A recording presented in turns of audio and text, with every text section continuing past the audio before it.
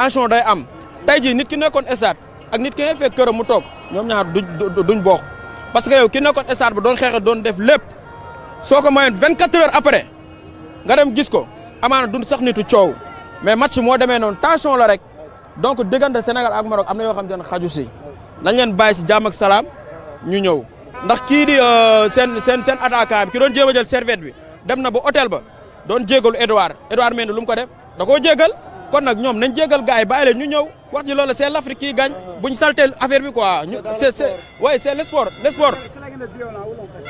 non non coow la rek saa yi coow la parfois gis nga sa deret day yëngu léeg-léeg nit ki amaana di nga def loo xam te ne après di nga toog sax réccu ko waaw mais lépp nañ xam ne rek sport la woon jeex na fii ak 1 mois ñu fàtte lépp di wax ci waxu coupe du monde bi kon donc ñun ñëpp nañ leen booloo doon benn ñaanal ñooñu fédération nañ leen taxaw bu baax a baax ba ñibbi Sénégal aussi tamit beneen bi mooy ki ñuy dégg ñu ne faatu na fa waaw loolu tamit ñi ngi naan naari la wala du naar mais daal nañ leen yéenante jàmm rek quoi voilà nañ leen yéenante jàmm rek corps bi aussi ñu andi ko xam nga jébal kay mbokam parce que affaire yi daal doy na waar daal waaw doy na waar dëgg yàlla jërë ngeen jëf merci beaucoup Aïcha ñu dem tapote live bi yow tapote nga fi nekk yow Aïcha salaamaaleykum maaleykum salaam nuyu nañ la delloo nañ la ci loo nekk sant yàlla bu baax tey lu waral teewaay waa kontaan rek ci suñu lion yi kontaan ci coupe bi joueurs yi daal amuñu seen fay man Kër Massar depuis ci 8 heures lañ ñëw ñun ñii ñëpp pour supporter lion yi kontaan nañ ndam li yàlla nañu jik ñu féete ko ñun ñëpp waaw dañuy daw ba pale du yomb tey moom du yomb moom incha allah kontaan nañ Sadio Mané kontaan ci moom ñaan yàlla defal ko jàmm ak xéewal defal ñëpp ndam daal kontaan nañ ci ñëpp Sénégal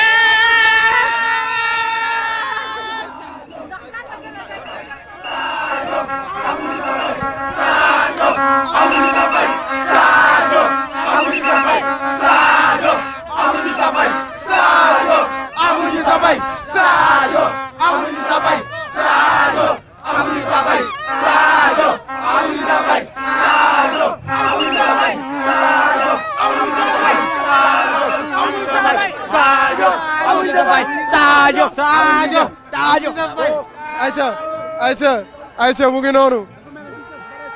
non li des bareetul alors on nous annonce que les joueurs ils ne sont plus loin jërëjëf may ko bi jëlal Mohamed jëlal rapport am na yee lii émission la jëm le 2-18 code la dégg naa la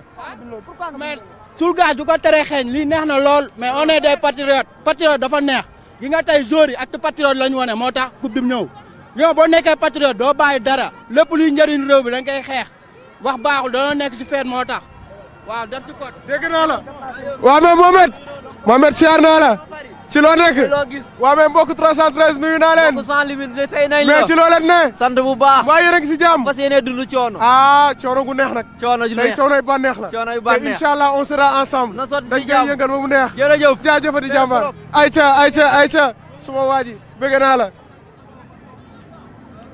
alors mu ngi noonu mbokk internet Sans Limites TV comme ni ngeen ko gisee actuellement les joueurs ne sont plus loin fi ñu toll nii dafa mel ni ce n'est qu'une question de minutes. dafa mel ni tali bi doy leen non non taxaw ci kaw. parce que fii d'habitude kenn amul woon fii xalaat bi jéggi fi mu toll nii. donc pour wax leen en tout cas Toumani Mohamed xoolal ma alignement bi xoolal gars yi nu ñu taxawee ci kaw image bi dafa rafet image bi fari dafa ñuy fàttali 2021. keroog bi nga xamante ni équipe nationale daal na jël coupe bi. Aïcha. dina nekk loo xamante ne dina ko lijjanti tey. vu la détermination du peuple sénégalais mais surtout également cet engagement bi nga xamante ne moom lañ daal di engagé wu pour célébrer ce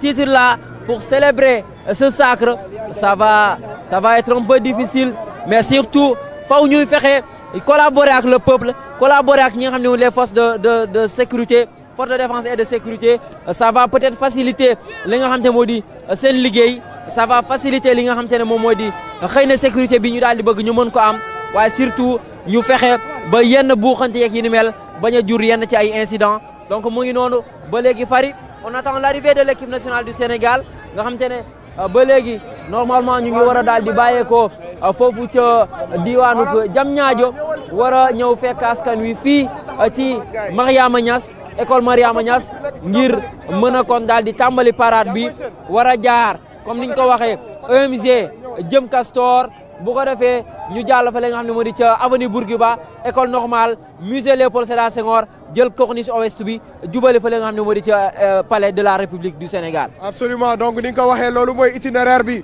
waaye wax nga ko tout à l'heure les Sénégalais se sont déchaînés parce que nag comme ni ko le président fàttali wee rek ku def lu rëy am lu rëy te joueurs yii nga xamante ni ñooy joueur équipe nationale du Sénégal la ñu def nag rëy na Mohamed ndaxte dem fële ca Maroc en terrain hostile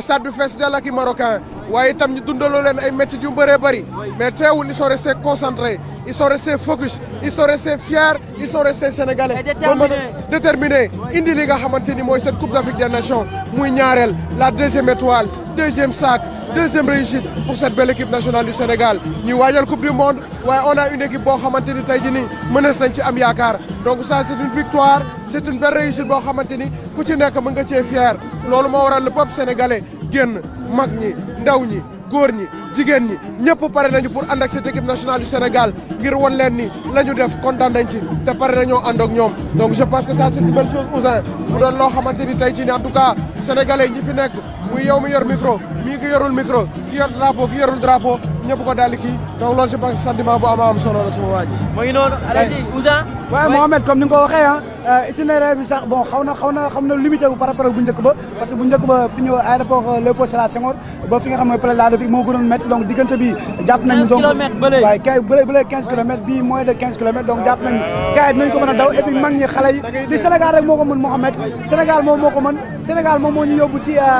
émotion bu toll nii donc tey ñu continuer li nga xamante ni moom mooy réaction mais jàpp leen ni Lions yi départ nañ fi nga xamante ni moom mooy Diamniadio hôtel Radisson foofu la ñu nekkoon fa la ñu fanaan c'est vrai que démb guddee nañu moo tax moo xaw am tuuti retard ndax 16 heures la ñu war dem palais mais li ma gis nii gars yi bu ñu débarqué gëm naa ne 18 heures wala 19 heures la ñu dugg fi nga xamante ni mooy palais de la République et comme Bassirou Diomaye Diakhar Faye ni mu ko waxee Macky Sall waxoon na ko mooy ku def lu rëy am lu rëy.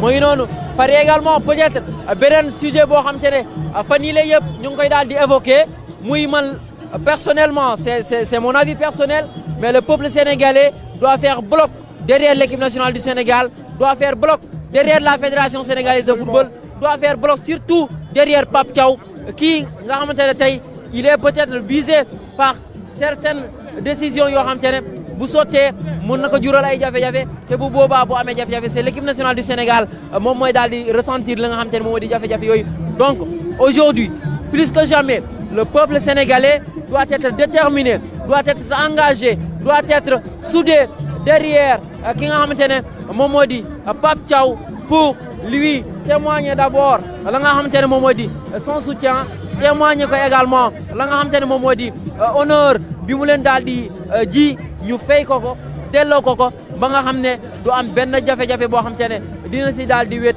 surtout ngir daal di ko dund xëy na. ziar bu wér maa ngi jógee ba Gadaay waa Géejawaay foofu laa jógee ngir teeru ñoom Sadio Mané rek ak suñu coupe bi nii comprendre nga loolu moo ñu fi tax a jóg depuis sa fajar ba léegi ñu ngi fiy toog parce que si ñi fi njëkk ci laa bokk comprendre nga coupe bi am kontaan trop Sénégalais yi vrai Sénégal laa gis ko rek jour match bi comprendre nga di am contentement bu baax a baax di wax deuxième étoile bi moom alhamdulilah wala ñu def deuxième étoile bi nii jaaraama yéen mais suñu gars yi téye foofu nañ leen bàyyi loolu message boobu lu jar a jàllale nañ leen bàyyi suñu gars yi téye foofu suñu si yéen supporter dañ leen bàyyi téye dañ leen bàyyi ñibbi Sénégal dañ ko lancé ñëpp yéen journalistes yi nag yéen a war a xeex lool parce que su ngeen waxee ñëpp leen di dégg jaaraama wan loo tey cette soi-disant campagne de diabolisation bi nga xam ne gis nañ ko yenn médias yi à l'étranger tàmbali ko mais surtout également yenn ñoo xam te ne ñu ngi fii ci biir réew mi itam mel na ñu si jàpp yow en tant que citoyen loolu ñoo ko mën a comprendre. mais man daf may jaaxal xam nga ñàkk bëgg sa réew ak ñàkk doon patriote weesuwul loolu ndaxte réew mi bu amee jàmm sax doo ko yéene jàmm te pour man tous ces sénégalais yi nga xamante ni ñu ngi nekk ci réew mi te tey ñoom ñooy jàpp ci campagne de diabolisation boobu noonu pour man ñooñu du ñu dëgg-dëgg yi sénégalais parce que nit nag booy ànd ak sa waay lu mu métti métti lu mu tar da ngay farak moom ci biti boo nekkee ak moom ci biir nga ne ko lii nga def du yoon lii nga def du yoon te sax nag man dama jàpp ni amul dara loo xamante ni Coach Pape Thiaw def na ko amul dara loo xam ne équipe bi def na ko amul dara loo xam supporters yi def nañ ko te mu tax tey ñu naan dañuy dal seen kaw parce que au contraire ils ont été victimes d'injustice ils ont été victimes d'injures ils ont été victimes de violence ils ont été victimes de racisme ak lépp loo xamante ni lu ñaaw teg nañ ko seen der foofee ca Maroc ñu daal di koy dékku donc tey bu ñu ñëwee ba yàlla def li muy def la main divine la décision divine yàlla mi nga xam ne mooy rabbi samawati wal ardi moom mi nga xamante ni tey moo ne li ma neex laay def kon yaakaar naa ni tey bu fekkee ni moo ñu jox ndam li dañoo war a nangu ndogal boobu noonu te nekk derrière le coach Pape Thiaw parce que sanction bi ñu teg nii ci kawam sénégalais yi bu ñu defee bloc àndandoo jox ko doole may ko doole taxawal li nga xam ne mooy équipe bi. Et ce qui est plus bizarre mooy ce sont ces médias français qui ont porté ce combat là et pourtant pour l'instant joué guñu ak ñoom loolu dafay nuroo ne xëy na ils sont en train de préparer cette rencontre entre l'équipe nationale du Sénégal et la France pour la coupe du monde 2026. mais titre rek Mohamed titre kese la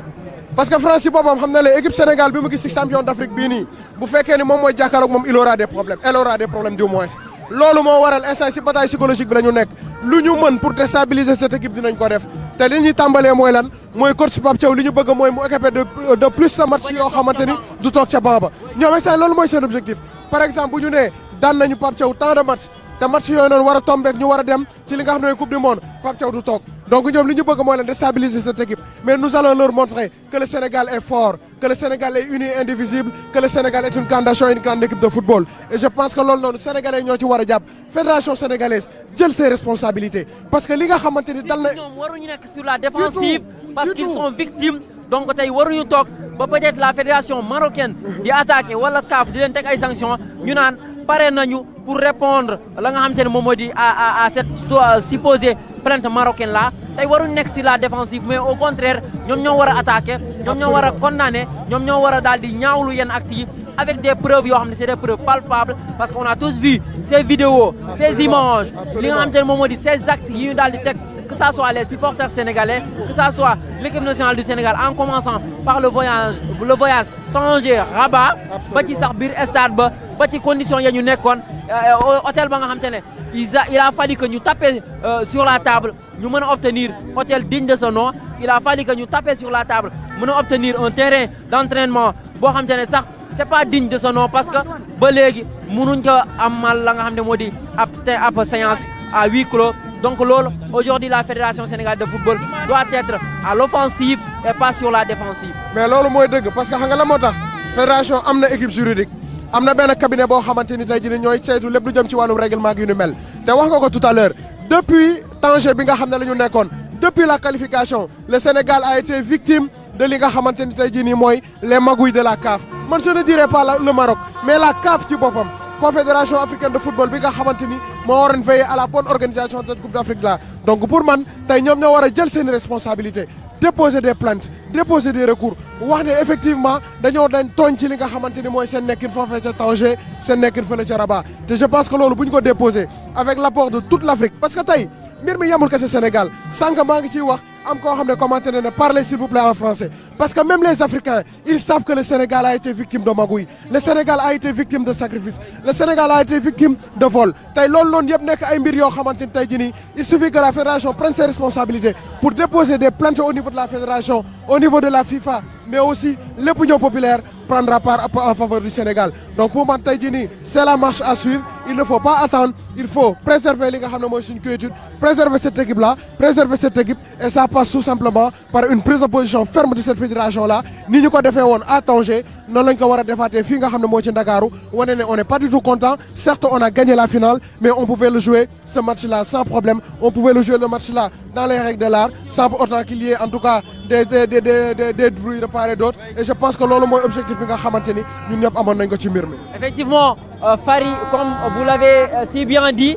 aujourd'hui l'équipe nationale du Sénégal a été victime dans nombreuses choses yoo xamante ne tey boo ko waxee rek da nga naan lii c'est pas lu jaar lu yoon maanaam jaarul yoon te même bu ñu demee tey ba ci ku si mel ne un certain Samuel Eto'o di taxaw en connaissant xëy na adversité bi nga xamante ne ay jamono amoon na entre le Sénégal et li nga xam ne le Cameroun tey Samuel Eto'o taxaw di mën a défendre entre guillemets li nga xam te moo di l'équipe nationale du Sénégal c'est parce que on est ci li nga xam te moo di ci dëgg bi ci li nga xam te moo di ci suñu dëgg la ñu nekk te également amul kenn ku mën a dindi le Sénégal n'a pas été victime durant ce match-là en commençant depuis ci préparation ba ci sifflet coup de sifflet final ba tey je le disais hier dans un plateau pourquoi jusqu'à présent la fédération sénégalaise de football n'a pas communiqué sur la cause des maladies yi nga xam te ne ki lay di ne lii ak lii moo leen dal nii la manifestation yi demee woon lii moo nekkoon symptômes yi bu jaree ñu ubbi enquête ñu mën ci ubbi enquête jusqu'à présent déggoo leen ñu wax ci lu ñuy wax benn joueur laa dégg mu wax ci da ngay xam ne am na lu xew ci suuf parce que nee na y a beaucoup de choses qui se sont passées avant ce match-là donc qu'est-ce qui s'est passé c'est à la fédération sénégalaise de football de nous édifier sur ces faits-là wax ñu c'est ça et ça lii moo daal di am lii moo xew bu ko defee peuple sénégalais bi daal di xam mais également